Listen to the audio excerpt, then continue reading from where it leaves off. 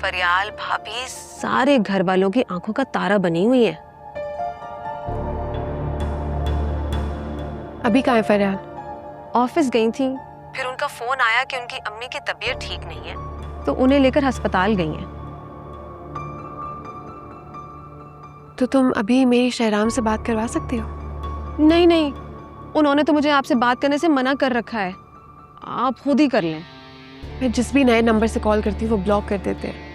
तो फिर ना करें। तुमसे मशवरा नहीं मांगा मैंने।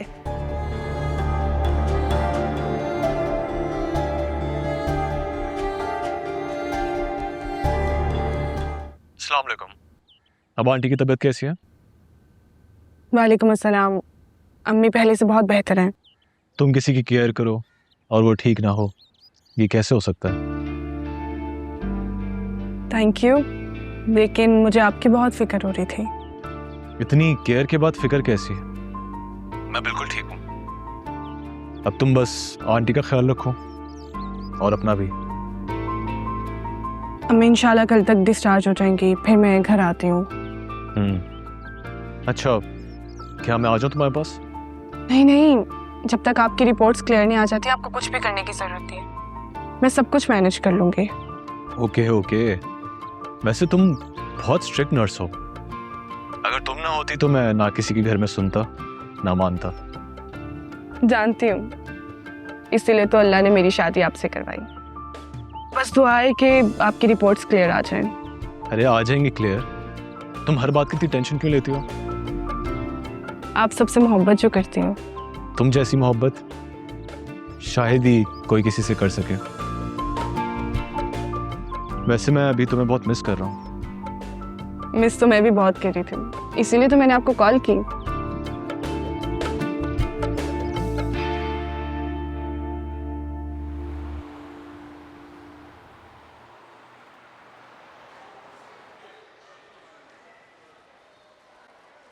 This is so bad. नहीं, यहाँ पे भी कुछ नहीं है।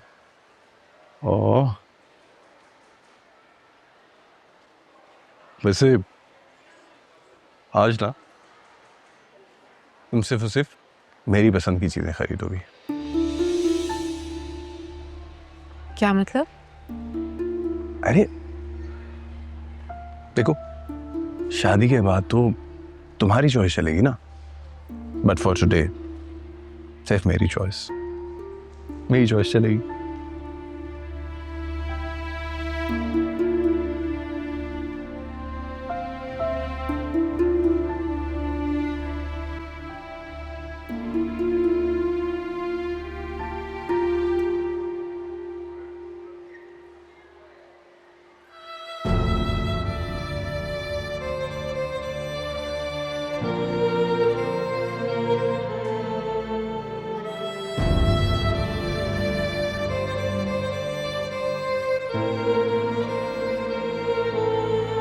क्या देख रही हो?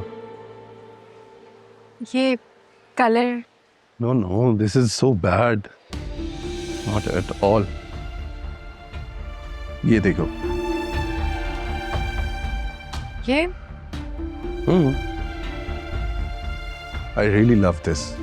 ये लो, मैं और ढूंढता हूँ।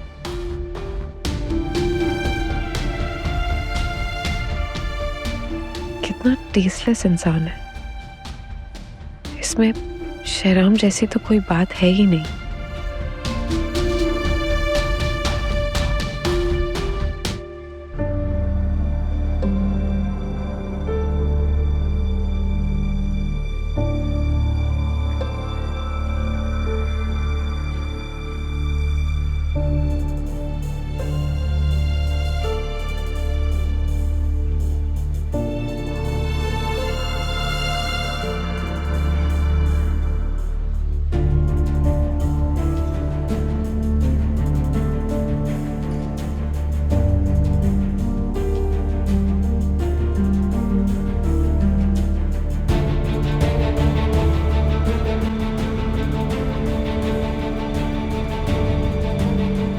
मैं कुछ नहीं जानती मॉम, मुझे वापस देंगे।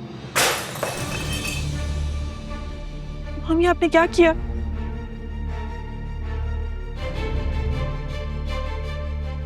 आप मेरे साथ बहुत ज्यादती कर रही है।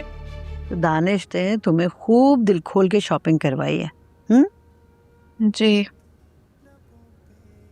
तो फिर उदास क्यों? तुम्हें तो खुश होना चाहिए। उसने यकीनन बहुत एक्सपेंसिव गिफ्ट दिलाए होंगे तुम्हें। हाँ, डायमंड सेट, रिंग्स और भी काफी चीजें। और ब्राइडल ड्रेस कितने में आया? 5 लाख आई गेस। गुड। ये होता है फायदा अमीर आदमी से शादी करने का। देखना कितना खुश रखेगा तुम्हें वो।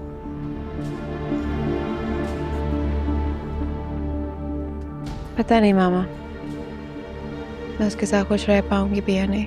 जीनिया, तुम्हारा उससे निकाह होने जा रहा है। उसके साथ खुश रहना और उसे भी खुश रखने की कोशिश करना, और उसके सामने कभी कोई ऐसी वैसी बात ना करना, और ना ही इस तरह मुंह बसोर के रहना। और खास तौर पर उसके सामने शहराम का जिक्र कभी ना करना बेटा। देखो, ये तुम्हारी पहली शादी नहीं है जहां तुम्हारी मनमानी और जिद चलेगी। मैं तो उससे शादी करना भी नहीं चाहती, सिर्फ आपकी वजह से कर रही हूँ। अब कर रही हो तो फजूल बातें तो ना करो। देखो, लड़की को ना दूसरी शादी में पहले से ज्यादा कॉम्प्रोमाइज करना पड़ता है। एक बार उसे मुट्ठी में कर लो, फिर जो चाहोगी वो वही करेगा। तो आपका मतलब है कि मैं दानिश की हर जायज और नाजायज बात चुप करके मानती रहूं? मानने तो पड़ेगी।